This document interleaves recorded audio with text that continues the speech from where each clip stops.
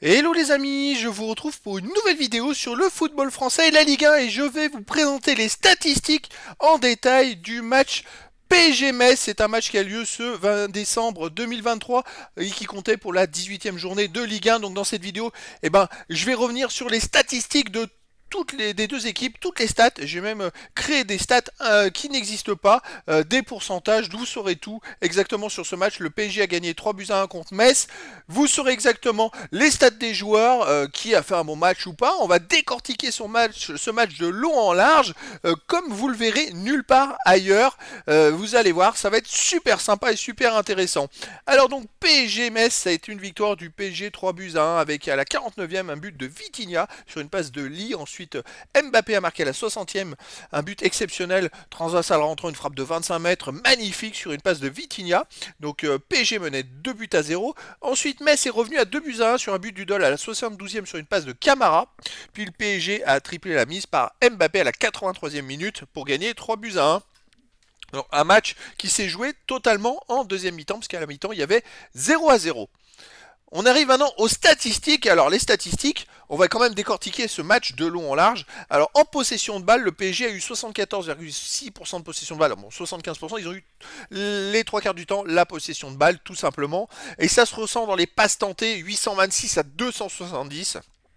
C'est assez énorme. Vitinha a tenté 119 passes, Pereira 111. C'est exceptionnel. Les passes réussies, Vitinha 110, Pereira 108.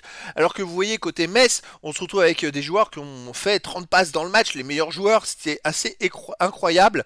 En termes de passes réussies, 92,7% pour les Parisiens, seulement 75% pour les Messins qui ont perdu beaucoup de ballons, qui n'ont pas pu jouer vraiment les contre-attaques. Mais ils ont quand même réussi à marquer un but, hein. Les passes longues, 31 pour le PSG, bon, c'était surtout des passes courtes. Et Metz qui joue en contre-attaque, 53, ça paraît logique. Après les passes réussies dans le terrain adverse, presque 90% pour les Parisiens. Alors ils ont 75% de possession de balle, ils ont ultra dominé le match.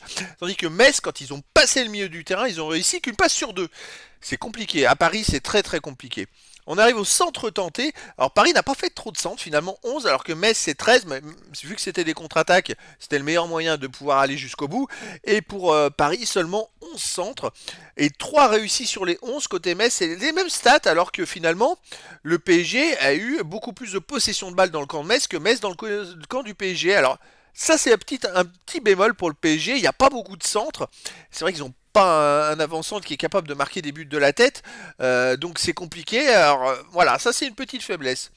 Les pourcentages de centres réussis, c'est 1 sur 4 pour Paris et 1 sur 6 pour Metz environ. On va les autres maintenant, les autres stats. Alors on a les tirs. Alors les tirs au total, PSG a tiré 13 fois, dont 8 fois par Mbappé. Il met 2 buts quand même, c'est assez monstrueux. Metz a tiré que 3 fois, donc une fois cadré pour Metz, alors que le PSG a tiré 5 fois cadré, 3 fois par Mbappé qui a mis 2 buts, hein. Donc voilà, c'est vrai que Metz, ils ont mis un but en un tir cadré. C'est une très grosse réussite. Pourcentage de tirs cadrés, c'est la même chose pour les deux équipes. On est à un peu plus de 30%, 35%, 38 d'un côté, 33%, mais bon, sur l'ensemble de tirs, vu que Metz a tiré 3 fois, ça aurait été compliqué vu que le PSG a marqué 3 buts, il aurait fallu qu'il cadre à chaque tir et que ça rentre, hein, surtout. Les tirs contrés, donc 4 pour Paris, aucun pour Metz. Bon, ils ont très peu tiré. Tirs hors surface, 6 pour Paris, 2 pour Metz.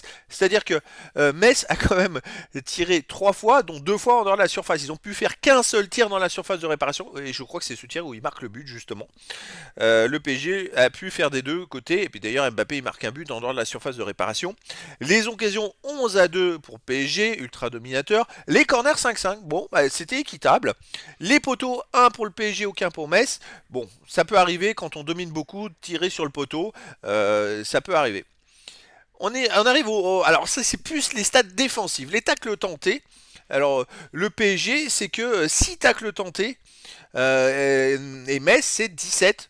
Alors c'est vrai que vu que PSG dominait beaucoup, ça me paraît logique, Metz étant surtout en défense, ils ont réussi 10 tacles sur 17 les Messins, le PSG a réussi 5 tacles sur 6, ils ont été plus dominateurs, ils ont récupéré beaucoup de ballons en jouant haut. Il n'a pas eu besoin forcément de tacler. Donc le PG c'est 83% de tacles réussis, Metz c'est 58%. Bon ok. Les dégagements, 18 pour le PG, 15 pour Metz. À peu près la même chose. Les duels tentés, 73 à 71, c'est à peu près la même chose. Côté Paris, le joueur qui tente le plus de duels, c'est Zahir Emery. Franchement, il se débrouille bien, le petit jeune. C'est vrai que c'est lui qui est sur 13 duels. Alors, il a une marge de progression qui est assez phénoménale, mais ça montre son impact dans le jeu. Alors après, les duels gagnés, c'est à peu près la même chose, 35-37 pour les deux équipes, mais il n'est pas dedans, Zahir Emery, dans les duels gagnés. C'est Kolo Muani qui en gagne le plus avec 6, Mbappé qui est derrière avec 5. Vous voyez, côté Metz, on a Sabali qui en a tenté 12 et qui en a réussi 9. Alors ça, c'est un sacré guerrier. Il gagne 9 sur 12 de ses duels. Là où dans l'équipe, dans le match, ça tourne à 50%. Lui, il en gagne 75%. Il est au-dessus du lot, Sabali. Donc bravo à lui. C'est peut-être une petite révélation dans ce match, hein. Les duels aériens gagnés, 58% pour Paris, 41% pour Metz. Metz, ils ont perdu le match, donc ça se joue pas là de toute façon. On arrive aux interceptions, 5 pour le PSG, 7 pour Metz. Alors le PSG a eu surtout la balle, donc c'est compliqué quand Metz a peu la balle de faire des interceptions. Les dribbles tentés, vu que Paris a eu beaucoup la balle, c'est 24 à 14 pour les Parisiens avec 7 tentatives de dribble par Mbappé et 4 par Vitinha. Les dribbles réussis, 5 réussis sur les 7 tentés par Mbappé, 5 ont été réussis, alors que la moyenne c'est 54% pour Paris, 71 pour Metz. Les ballons perdus, 106 pour le PSG, 81 pour Metz. Ils ont perdu beaucoup plus de ballons.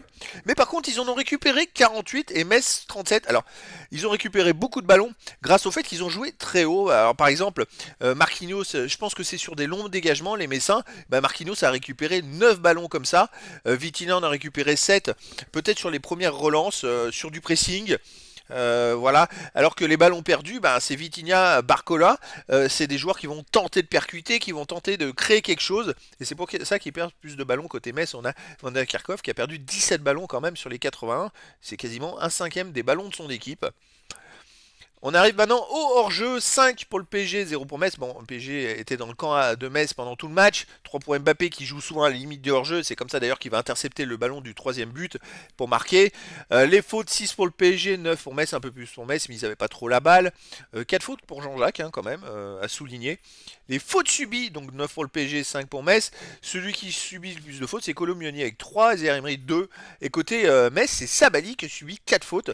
Alors ça a été un sacré guerrier parce que c'est lui qui est le plus présent dans les récupérations de ballons, c'est lui qui subit le plus de fautes. Sûrement le meilleur joueur de Metz sur cette rencontre. Les cartons jaunes, il n'y en a eu que 1 pour Metz et réel, pas de carton rouge dans ce match. On arrive maintenant au stade des gardiens. Pour le PSG, aucun arrêt.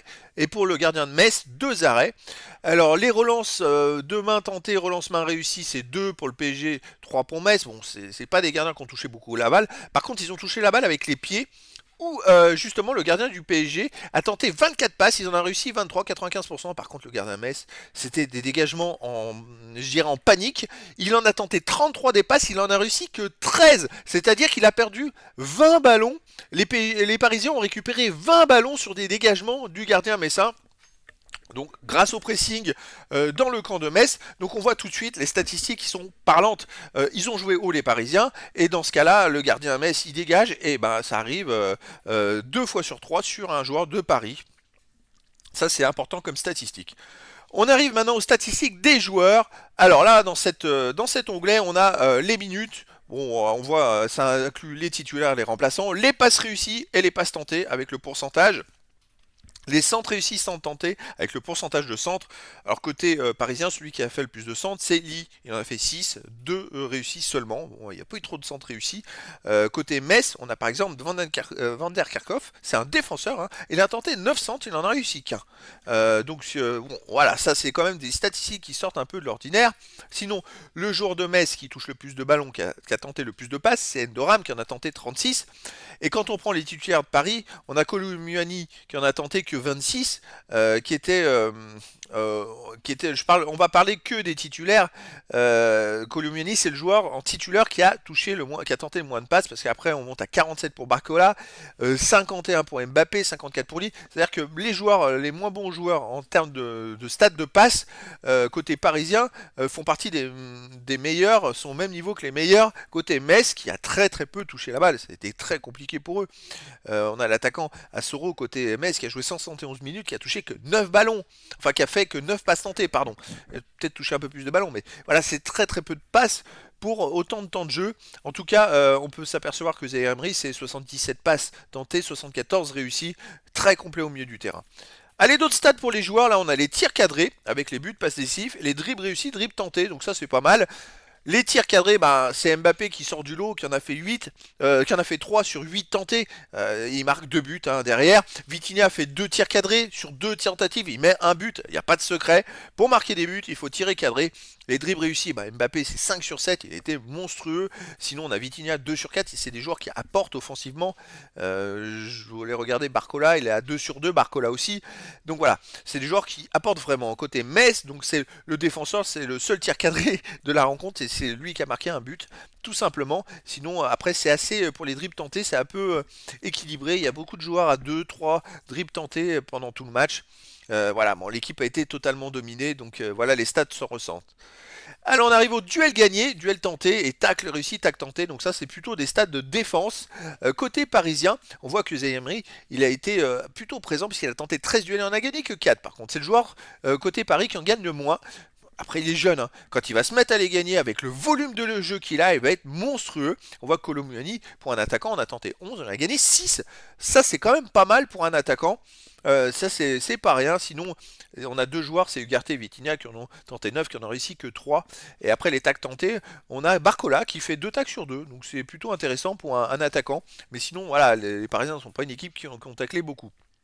Côté des Messins, on a par exemple Sabali qui sort vraiment du lot avec 9 duels gagnés sur 12, 75% de ces duels gagnés. Et ensuite un tacle tenté, un tacle réussi sur 2 tacles tentés. Sabali, il a fait un match monstrueux. Dans ce contexte-là où Metz était dominé, c'est celui qui est vraiment sorti du lot. Sinon on a d'autres joueurs comme RL qui réussit à gagner 3 duels sur 4. On a, je regardais ceux qui ont réussi le plus, Endoram du milieu de terrain, 5 duels sur 8 gagnés. Donc c'est plutôt pas mal. Après les Messins ils ont pas eu trop la balle, donc ils ont été obligés de gagner, de jouer des duels pour s'en sortir. Mais bon après c'est compliqué quand en face on a Mbappé, voilà.